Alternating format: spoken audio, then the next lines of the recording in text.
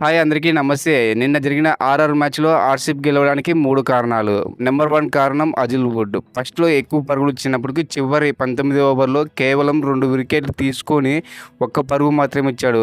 Match RCB గెలవడానికి ప్రధాన కారణం ఏదైనా ఉంది అంటే ఒక అజిల్ వుడ్ మాత్రమే చెప్పుకోవచ్చు. అలాగే నెక్స్ట్ రెండవ కారణం జితేష్ శర్మ అవునండి. అజిల్ వుడ్ వేసిన బౌలింగ్‌లో రివ్యూకి వెళ్ళడం అది మెయిన్ పాయింట్‌గా చెప్పుకోవచ్చు. ఎందుకంటే ధ్రువెల్ మంచి ఫామ్‌లో ఉన్నాడు.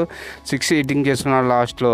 అందులో ఆ రివ్యూ తీసుకోవడం వల్ల అది అందరికీ నమ్మకం లేదు. కానీ ఆ రివ్యూకి వెళ్ళడం వల్ల ఆర్‌సీబీ మ్యాచ్ గెలవడానికి పాసిబుల్ అయింది. అలాగే నెక్స్ట్ కారణం కురల్ పాండ్యా ఫస్ట్‌లో వికెట్ తీయడం వల్ల మ్యాచ్ ఆర్‌సీబీ వైపు మళ్ళింది.